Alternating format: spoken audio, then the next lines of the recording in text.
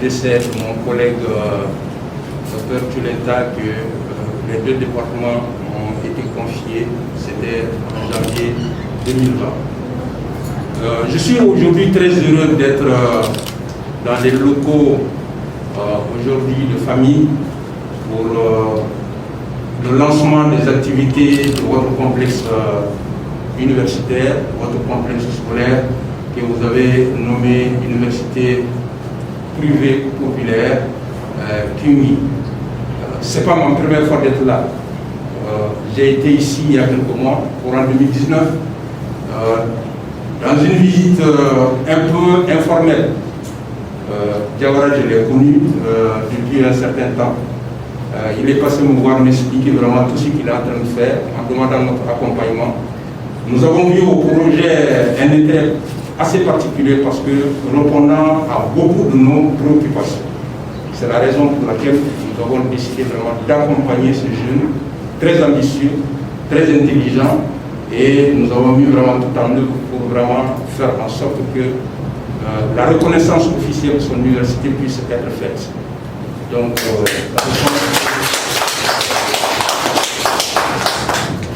cela a été fait. Aujourd'hui, nous sommes devant une situation qui nous permet de dire que nous ne sommes pas trompés.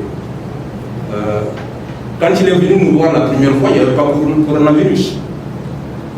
Il a expliqué la situation, nous avons compris pourquoi, parce que nous nous sommes dit que l'enseignement à distance peut nous permettre de résoudre beaucoup de contraintes majeures structurelles que connaît notre système éducatif actuellement. La première contrainte majeure structurelle, c'est l'insuffisance de personnel enseignant en nombre et en qualité. La deuxième contrainte structurelle majeure, c'est l'insuffisance d'infrastructures de formation et d'appui à la formation et d'équipement de formation. Les besoins sont tels que il va falloir à notre pays, dans le contexte qu'on vit, plus d'une dizaine d'années, je voulais dire même plus de 15 ou même 20 ans pour pouvoir satisfaire les besoins en personnel enseignant en nombre et en qualité, et également satisfaire les besoins en infrastructure.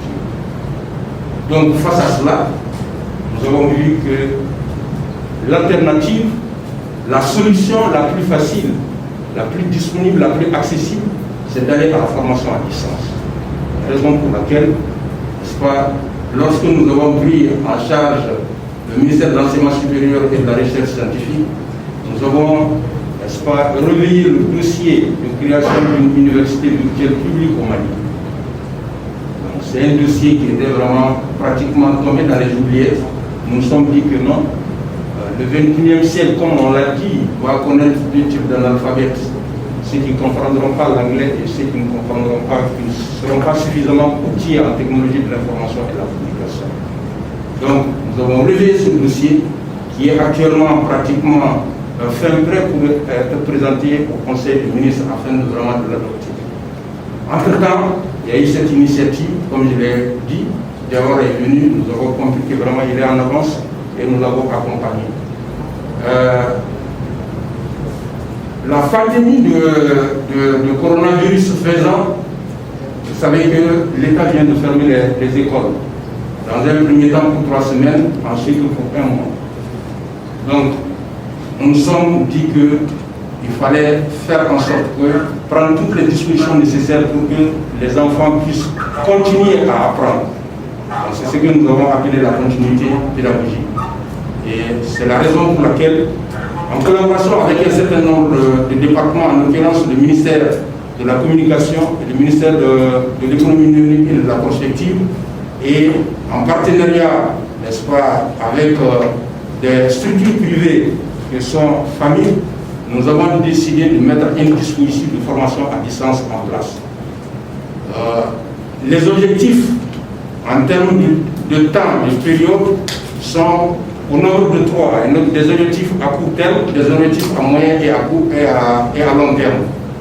À court terme, il s'agit vraiment d'assurer la continuité pédagogique à travers la formation à distance, une formation que nous allons faire à travers des médias tels que la radio, la télévision et l'utilisation de l'Internet sous toutes ces formes, à travers toutes ces applications.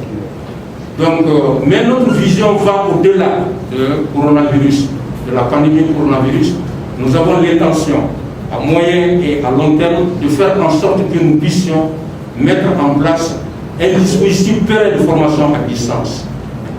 Parce que nous avons conscience que, comme je l'ai tantôt dit, les contraintes majeures structurelles que nous rencontrons ne peuvent être résolues facilement avec la formation à distance. Donc il ne s'agit pas pour nous aujourd'hui, n'est-ce pas, d'assurer simplement la continuité pédagogique pendant la fermeture des écoles. Il s'agit d'aller plus loin.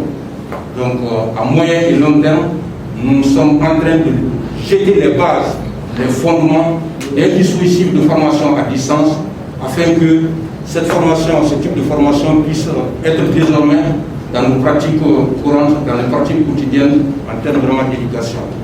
Donc nous avons vu que la famille est en avance et nous nous sommes dit qu'il fallait vraiment venir voir ce que vous êtes en train de faire, comment vous êtes en train de le faire.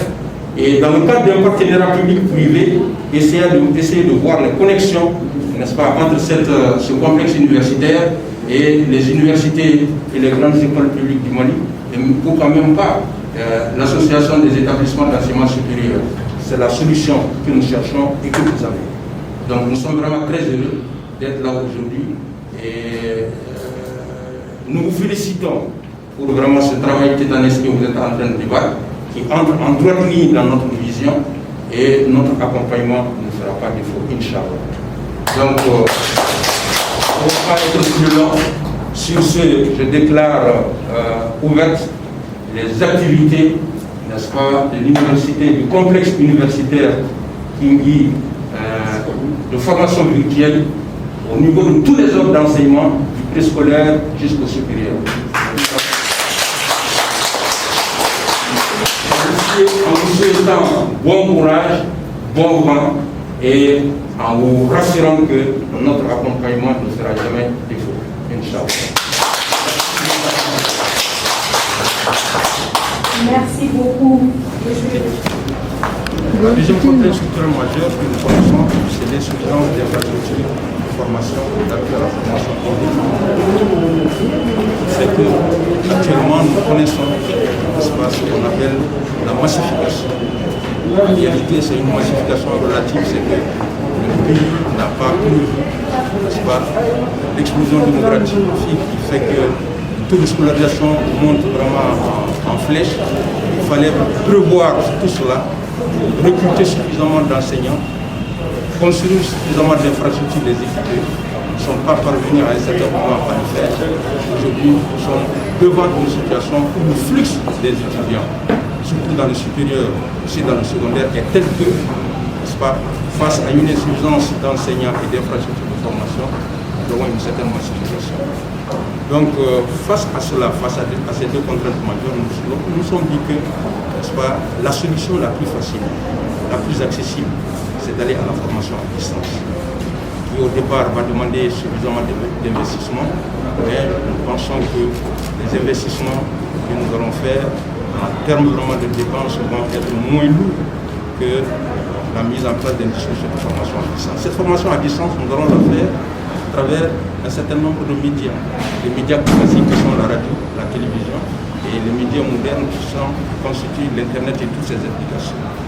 Donc, nous nous sommes dit que ce dispositif, il fallait le mettre tout de suite en place.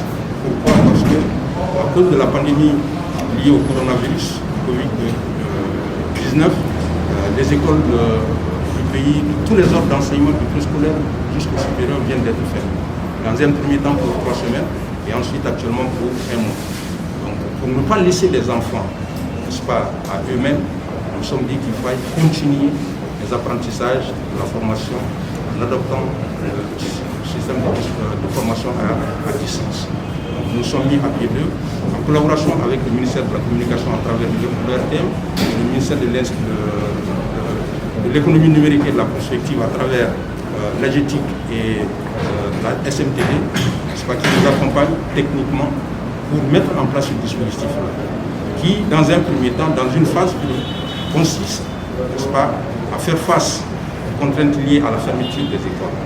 Donc, il s'agit pour nous, très rapidement, ce que nous sommes en train de faire, n'est-ce pas, de nous atteler à la formation à distance concernant les classes d'examen pour le moment.